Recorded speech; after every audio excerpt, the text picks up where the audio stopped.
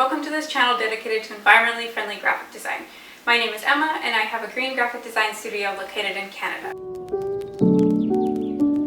Today I want to talk about what exactly a green graphic designer does. I did some research and I realized that a lot of the lumber extraction is not sustainable and directly impacts our climate crisis. I talked to my local printers and I asked if they had any paper stocks that had verified forestry supply chains, such as the Forest Stewardship Council. The FSC has been around since 1993 and promotes sustainable forestry management. The FSC sets standards on forestry products and certifies them as being environmentally friendly. It's the most comprehensive standard for forestry supply chains available, as it includes the protection of biodiversity in the area, the workers, First Nations, as well as the forest itself. Supporting sustainable practices in extraction directly helps mitigate our climate crisis and reduces the amount of greenhouse gases that are produced. More information about this and other nonprofits such as Canopy that help regulate forestry supply chains will be available in the description below. When printing with traditional paper, I try and use the highest percentage of recycled paper in it as possible. Usually this means post-consumer waste recycled paper instead of pre-consumer waste, because it ensures that something was already made with the paper and then recycled into something new.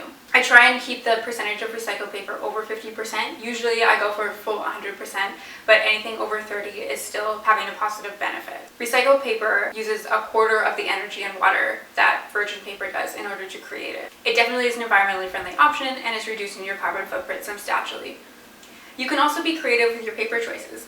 There's some amazing alternatives to traditional paper out there right now, such as paper that's made from sugarcane, which is almost indistinguishable from traditional paper. You can use it in your inkjet printers, in your lasers, anything. It's amazing. There's also something called seed paper that there's a company in Ontario that produces it, which actually is made out of little seeds. And when you plant the paper or the business card or whatever it is that you made, it'll actually sprout wildflowers or lettuce or whatever you specify the seeds to be.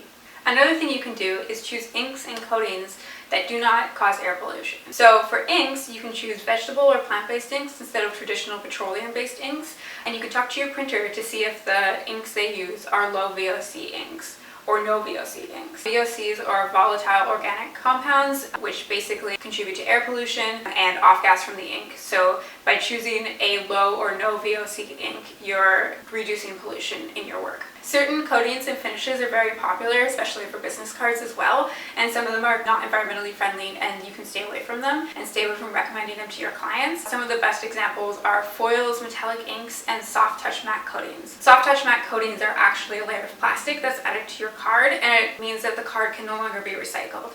The plastic, when it finally breaks down in landfill, also contributes to our microplastics problem by leaching into the ocean. Foils and metallic inks have the same issue where it's very difficult to remove those from the paper during the recycling process, and it ensures that the quality of the recycled paper goes down, and this means that sometimes if the quantity and quality of the recycled paper that is created is too low, then it will also be sent to landfill. You can also use certain design practices to just ensure that what you create is more environmentally friendly. Some of these things include designing without bleeds and using low ink coverage. Both of these things mean that there is less resources being used to create whatever it is you're creating as a designer, and it means that there's less waste because less ink is used and you're ensuring that there's no extra ink that is being printed and then cut off your design by not using bleeds. Consider using thinner fonts and less image-rich designs, along with a liberal use of white space. Certain Pantone colors also contain heavy metals and should be avoided. I'll put up a little guide here on the screen for which Pantone colors are particularly bad for this, and you can use it as a guide when you're working with color palettes for branding, and you can avoid some of these colors. Another thing you can do is consider printing locally.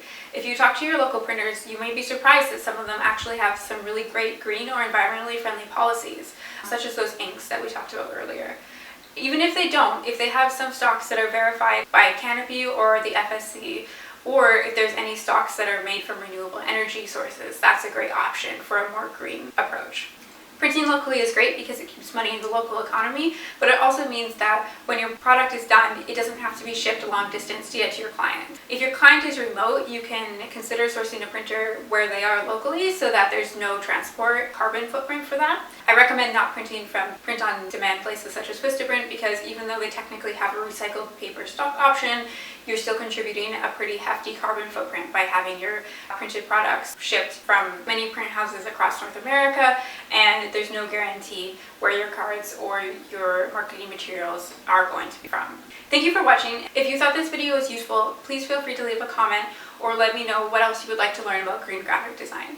To learn more, you can visit the links in the description, and you can also go to my blog or my website to learn a little bit more about my studio and some of the environmentally friendly policies that I have. There's also a Facebook group that I created for other designers, and there's a few of us in there already. It's a place just for us to share our journey as green graphic designers and our environmentally friendly policies and the steps that we're taking to reduce our impact on the world. And if you have any questions, feel free to post them there, and I hope it can be a great resource for everyone. Thank you for watching.